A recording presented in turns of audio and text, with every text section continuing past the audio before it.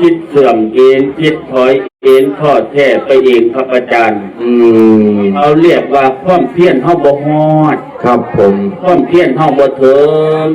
ถูกโอ้เฮ็ดบุญแต่ละเทื่อนี่อย่าว่าง่ายเด้อแม่นบ่ครับบ่ง่ายบ่ครับเมื่อทั้งกำลังความคิดพลังทางปัญญาครับพลังทางทรัพย์แม่นทุนทางทรัพย์ครับทุนทางบริวารอีกครับนี่แหละครับอาจารย์ก็พูดครับผมว่าจะเฮ็ดได้พร้อมเฮ็ดได้ครบเฮ็ดได้หมดครับดังนั้นอาจารย์ถามมาบุญนี่เสื่อมบ่อาจารย์ด็อกเตอร์บอกว่าบุญเสื่อมเป็นนะผมว่าความคิดของผมอีกมุมหนึ่งว่าบุญบ่เสื่อมยังอยู่คงเก่าแต่ว่าเฮาสิเอาบุญฮอดเอาบุญได้บ่ฉะนั้นแล้วเอาบุญถึงบุญบ่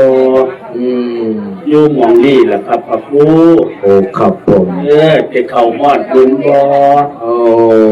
ด็อกเตอร์แล้วก็เว้ารู้แล้วว่าน้ำถึงน้ำบ่นี่แหละครับอาจารย์พระครูครับผมบุญบ่เสื่อมหรอกบุญบ่เสื่อมแต่ว่าอย่าเสื่อมบุญคนนี่เสื่อมเองคนข้านเองบ่เฮ็ดเองบุญก็อยู่ของบุญคือเก่าศีลก็อยู่ของศีลคือเก่ากฎคือเก่าบ่อุนอบุญบ่อุยอบุญคือเก่าโอ้เป็นสนุกดีครับโอ้อาจารย์ประครูดรเห็นมั่งได้ครับมันจะเป็นอยู่กับตัวเฮานี่ล่ะตัวเฮาว่าเฮาสิมันซำใดถึงบอกว่าที่มันเสียงเพราะเฮาถอยที่มันบ่เสมอเพราะว่าเฮาถอยเพราะว่าเฮายังเป็นปุถุชนคนธรรมดาครับตั้งใจว่าสิมาอย่างคักเด้นั่นแล้วมึงสิไปเฮ็ดหยังไปสิเบิ่งง้อเบิ่งคนสันติเพิ่นว่าอันนี้ปุถุชนเดี๋ยวนี้ศรัทธาปุถุชนเบาคือบ่นุนผมก็เลยบอกว่าที่มันเสียงเพราะว่าศรัทธาเฮาบ่เป็นศรัทธาปุถุชนเบาคือบ่นุนมันก็ไปตามเบางามเด้เดี๋ยวข้างหน้าทำไล่ผมเลยเพราะว่าไม่ได้เกี่ยวหมากว่าที่ว่ามันเสียคือเข้าเห็นโดยเสมออาจารย์ถามว่ามันคงเดิมมันเกิดคงเดิมมันอีกเกิดมันเกิดขึ้นเราสิมีเมฆมาบังหรือบ่มาบังมันเกิดขึ้นเราเพียงแต่ว่าเขาเนี่ยเห็นเพราะว่ามีเมฆหมอกมาบังอันเมฆนี่เปรียบเสมือนนี่ยังครับเมฆนี่เปรียบเสมือนข้อโมโหหรือเอื่นว่าอวิชชาอวิชชานี่มาบังจิตบังใจที่จริงถ้าเป็นมันเกิดขึ้นปกติเนี่ยแต่ว่าเมื่อมีอวิชชามาหม่านบางเขาก็เลยเนี่ยบ่เห็นบุญมันก็อยู่เสมอกันแต่ว่าใจของมันบ่เปิดครับใจมันบ่เปิดมันก็เลยเนี่ยบ่เห็นน่ะบางคนส่วนไม่เห็นบุญบ่ไปดอกเตอร์บ่อยู่ได้ดอกบุญบ่อยู่ได้เจ้าปื้อเอาเพิ่นเว้าเพิ่นก็ไปเว้าดีโอ้ยเนี่ยก็มันเป็นในสั่นเนาะมันก็อยู่ของมันแต่ว่าใจเฮามันสิมันบุญมันบ่เสมอคือใจเฮามันบ่เสมอศรัทธาเฮาบ่คงเดิมศรัทธาเฮามันมีขึ้นมีลงมีถอยมีไปจังซี่นะอาจารย์คือจังรถมีถอยก็เลยว่าผู้ที่บุญบารมีเต็มเสมอนั่นคือพระอรหันต์แต่ว่านั่งอยู่นี่ก็บ่แม่นถอยเป็นโยมเด้อพระบางเทื่อก็ถอยอยู่กันพระแห่งถอยหลายเพราะเป็นนิสัยพระถอยหลายครับถอยจากหยังโอ้ยบอกไรก็คือเราบวชได้แล้วก็ซ้ำนั่นล่ะโอ้เศร้าบุญซึกแม่นบ่ง่ายบ้านเฮามีแต่องค์หลวงพี่มีหาโอ้ยังใครแน่ตัวก็จะเฮ็ดคนอยู่ตัวอังซั่นก็จะคนอยู่หาองค์ก็จะได้บางโลนึงนี่ล่ะโอ้บาปเนาะเอาซุมื้อนี้เขาเปรียบจังซั่นแม่นบ่ครับโอ้ยวัดก็ถามมี3องค์กับ3องค์ร้อยนี่ล่ะหลวงพ่อเพิ่นโหองค์นึงก็หูตึงองค์นึงก็ขาเสียองค์นึงก็เอวเสียเนาะมันนี่ผสมประเสริฐกันได้3องค์ร้อยพอดีละพอได้เฮ็ดบุญเฮ็ดทานนี่แหละครับอาจารย์เอ้ยครับบุญโยคงเก่าครับยังโยคงเก่าแต่ว่าโมเฮาสิหาบเอาได้หลายได้หน่อยโยกับโพหาบเอาครับอาจารย์เห็นตะกวนนั่นกวนนึงเพิ่นวางสิแม่อาจารย์บ่ครูว่าจังได๋ก็กวนทั้งกาฬสินธุ์เพิ่นว่าเพิ่นยังว่าตกมา2,500โลกาบ่คือเก่าวิรพงษ์น่ะว่าอันนี้หมอลำจักรจันทร์เขียวเพิ่นลำเป็นบอนว่าจังได๋ระวังสิเด้ผู้พี่น้องกันว่าเด้นั่นล่ะ ท่านยังว่าตกมา2,500 โลกาบ่คือเก่า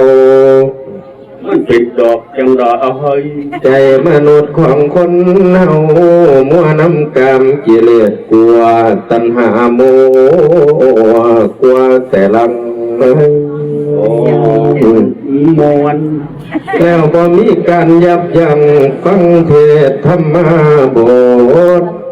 ศีลปานาเลยลาโลดลารวมหลอกพวมบุญ มันมวน ทำหาคุณกวางกลางตัวกังทางโยมบ่เตียงต่อเกิดเป็นหนุ่มเป็นสาวมามีแต่เตรียมตาจอไว้รอท่านุ่งแต่ยิน มันโก สาวสังคมเด็ดดินทำทรงสาบ่หัวซาหาแต่แนวมาเสริมเติมสองผสม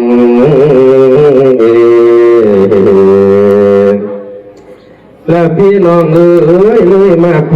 ลอพังลมโยมเมื่อโยมเขาบ่ทรงมนต์พระสงฆ์องค์ข้าเจ้าอาศัยเขาดอกทรงเพน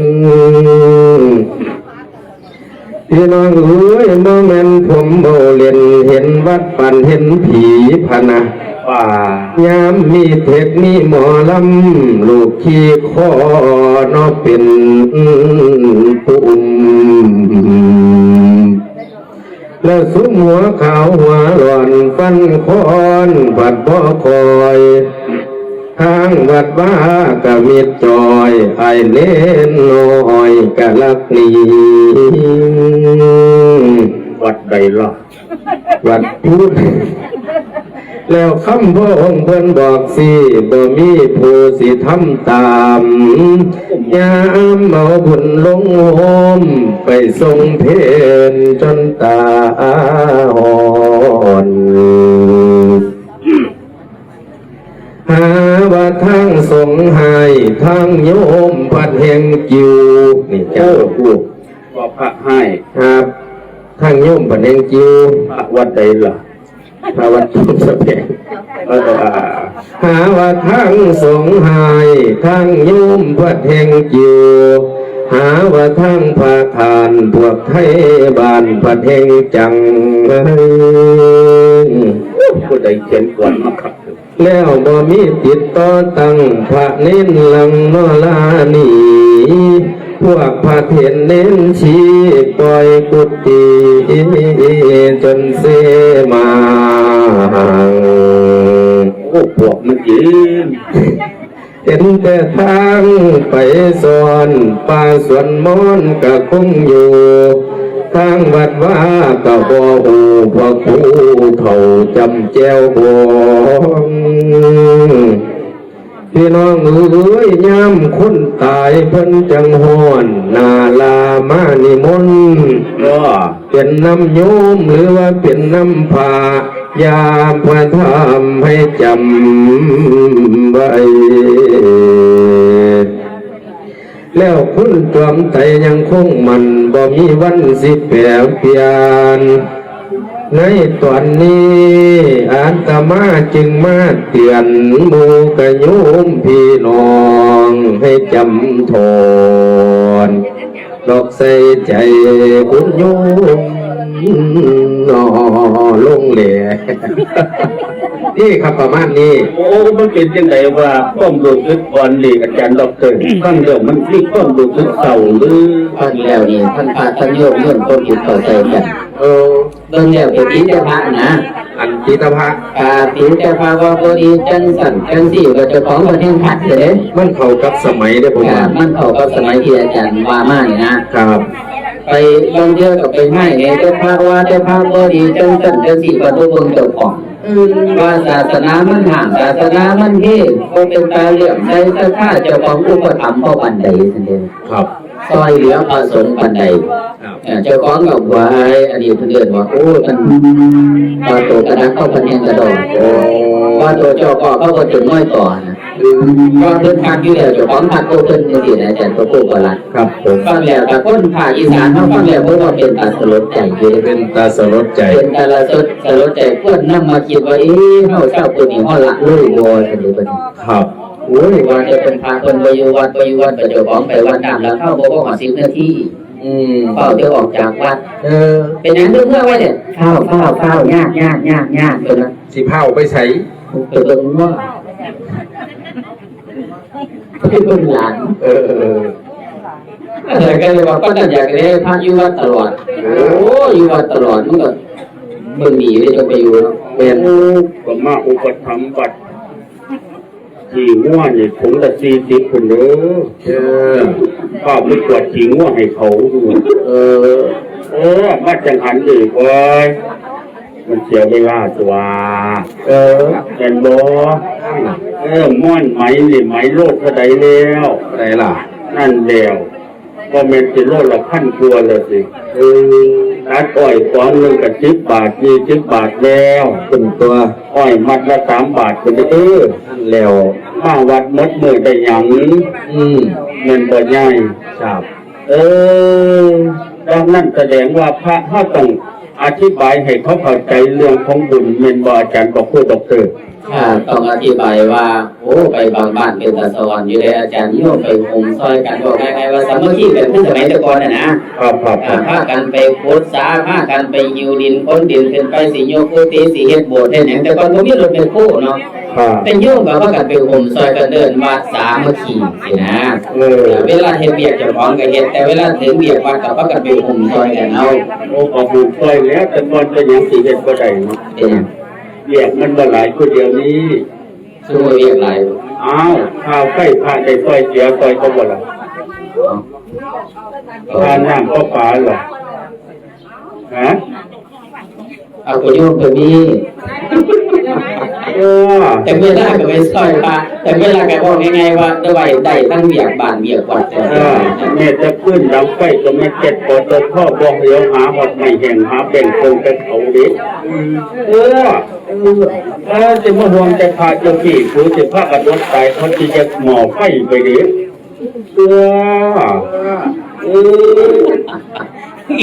อย่างเขาเห็นวันเล่าไปเห็นวันโน่นเหี่ยวเวลามีงานเป็นกันนักมือนะอาจารย์นักมือกันเวียกเจ้าของก็ว่าเวียกเจ้าของแต่พอเห็นเวียกวัดงานวัดไปห่มซอยกันเป็นแรมเดือนเพ่นเดือนนี่สินะจังตั้งวัดทับสวายจังสิเพิ่นจะเฮ็ดบุญกลุ่มพ่อใหญ่บุญกุล้านจังตั้งวัดโคกสว่างโคกสว่างน้องกีนะแต่พระโคกละนั่นก็เฮ็ดกลุ่มเขานี่อาจารย์นี่ผู้ใหญ่เพิ่นกันมาเดี๋ยวซอยกันมาหม้อหงซอยกันตั้งมาตั้งหยังซอยกันนี่คือเอิ้นว่าเวียกเจ้าของก็บ่ได้เสียดอกแต่ว่าเวลามีงานวัดไปห่มซอยกันจังซี่นะจากคน2คนเป็น5คน10คนเอางานไปก็เดินไปบ่แม่นว่าสิกินครอบครัวเจ้าของสิเวียกเจ้าของของเจ้าของก็ไปได้วัดก็ไปได้เกิดว่าสามัคคีกันเฮ็ดเป็นเจ้าคนสมัยแต่ก่อนแต่ว่าสมัยสมุนก็เห็นแล้วหลายบ้านหลายวัดเป็นตาเจริญอยู่อาจารย์เห็นจังซี่แล้วก็ดีใจว่าโอ้ยโยมเพิ่นพากันเสียสละได้เนาะที่ว่านี่บ่แม่นว่าทิ่มบ้านทิ่มเรือนได้เจ้าของก็พอได้กินได้ใช้อยู่นะยายพอได้กินได้ใช้ได้ซอยเขาเป็นวัดซอยกันนี่จังรุ่นนี้ก็ไปตัดอ้อยก็บ่ได้เลยเนาะคันไปอยู่วัดก็บ่ได้ย้อนอยู่เด้เนาะรุ่นนี้นะศาลาก็สะอาดย้อนอยู่ห้องน้ำก็สะอาดย้อนถ้วยจานก็สะอาดย้อนเด้นี่บ่ธรรมดาเด้อาจารย์ก็เลยว่าไปให้มันเกิดประโยชน์บ่นี่ก็เลยว่านี่แหละญาติโยมอย่าปล่อยปละละเลยเพราะว่าบางคนก็หาเฮาให้แต่เจ้าของบ่จะคือพระอยู่บ้านแต่บ่เคยไปอยู่อันนี้บางคนนี่บางคนฮ้อนดีกว่านั่นแล้วครับอาจารย์ปะปูแสดงว่าวัดกับบ่เสื่อมศีลกับบ่เสื่อมคุณกับบ่เสื่อมแล้วคนที่เสื่อมก็คือโตของเฮาสังเกตเบิ่งผู้ใดเฮ็ดหลายก็ได้หลายครับผมผู้ใดเฮ็ดเอาเขาก็ได้ผู้ใดเฮ็ดเป็นแห่งได้ไว้ครับโอ้อาจารย์พระครูว่ามองนี้เนาะ ผู้ใดเฮ็ดหลายก็ได้หลายผู้ใดเฮ็ดเป็นก็ได้ไว้บัดนี้ นั่นแหละ เฮ็ดแบบใดจังว่าเฮ็ดเป็นขน้อย โอ้คนเฮ็ดเป็นนี่รวยไว้ โอ้คนเฮ็ดเป็นนี่รวยไว้ คนเฮ็ดเป็นนี่เซ็ตไว้ เฮ็ดไว้ คือจับผ่าประดับผ่านนี่ท่านผู้ใดจับเป็นเฮ็ดเป็นนี่ข้าวเดียวเลยครับ ไว้ปั๊บแล้วเลย ดึงสาวปักมัดปุ๊บดึงสาวปักมัดปุ๊บ คันเป็นคนเฮ็ดบ่เป็นเด้โอ้ยจังไดล่ะจูจังไดล่ะ มาแต่เกาะหนึ่งกับลูกไปแซ่มันคือบ่ มันงามบ่ถูก อ่านแล้วมันจะได้ขันถึงนี้เนี่ยนะเครียดรถเด้บัดนี้ว่าขันตัวเฮ็ดเป็นมาเฮ็ดรถเกียงมึงให้ตัวเฮ็ดได้หยังไปเราดีง่ายบ่ อันแล้ว นี่แหละคนเฮ็ดเป็นนี่โอ้น้อยเด้จัน ครับผม สังเกตข้างเชื่อมบ่จัน เป็นไดขน้อย เรื่องแม่เขาเชื่อมเล็กเชื่อมหยังเขาเชื่อมเป็นได้ง่ายเจ๊เครียดผู้เชื่อมบ่เป็นโอ้ยเป็นหวยต้องขี่หมด ครับฮอด2มื้อพุ่นนะ คนต้องของมือเลยไม่คือกัน ครับผม เขาเลยไม่เป็นเนี่ยเปิดปีกไม่เป็นเนี่ยฮอดบัตตีฮอดเส้นได้ง่าย โอ้ ไอ้เจี๊ยบแล้วก็จ้าซึ่งผู้เลยบ่เป็น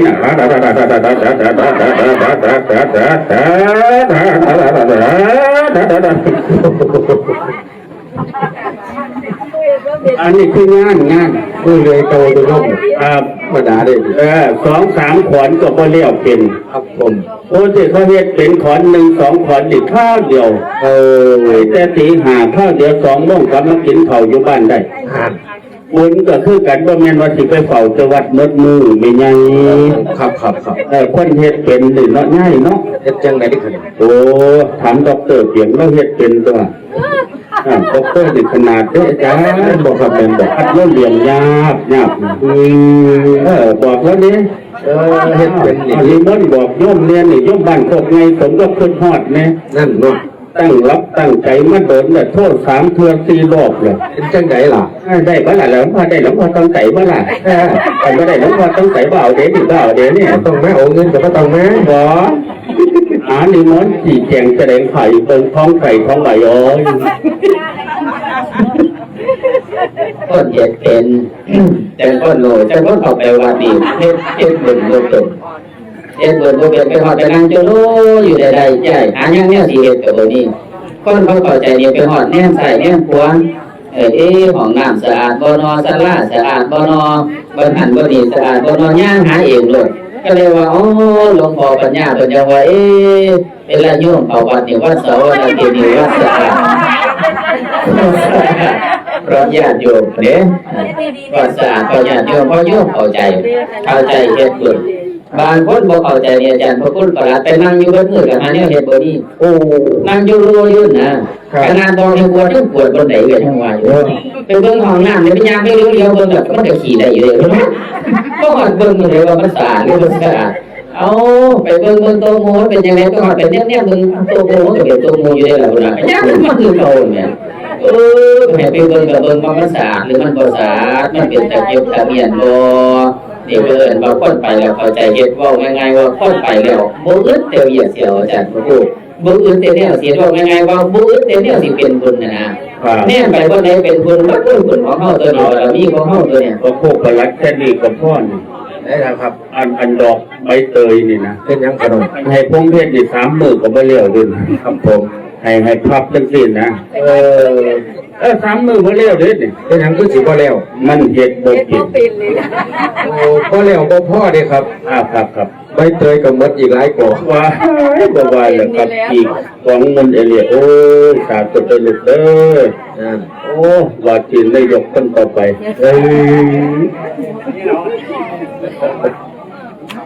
อันนี้เฮ็ดบ่เรื่องเฮ็ดบ่เป็น เฮ็ดบ่เป็นมันก็ได้ซาโอ้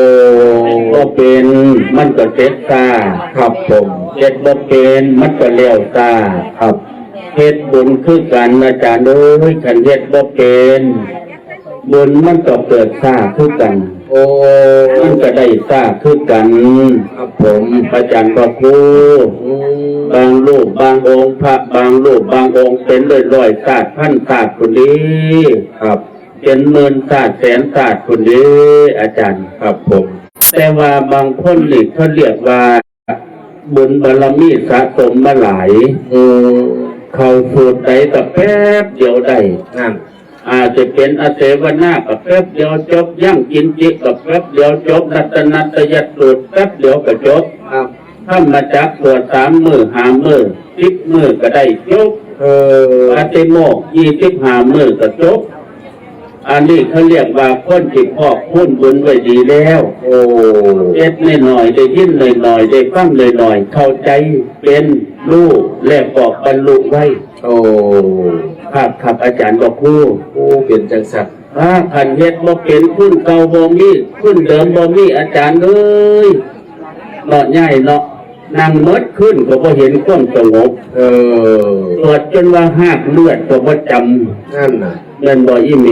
ครับ โง่เขาไปเอ้าอีนี่มันเข้าศีลหลังกูตัวคือมันได้ทุกบทแต่ มันคือเก่งแท้ อาหงจะหาจะมาปีเนมเมตตาสาบัจของเขาก่อนเขาถึงแต่ผมบ่ทันงอก อา จนงอกหมดหัว อาหู อาหัตทหะคืออี กันมายาถากะ ปุริมุลินติบ่ธรรมดาได้จ้ะ ครับผม หมูเขาเข้าไปเข้าเดี๋ยวเข้าได้ดิมาจะโรกา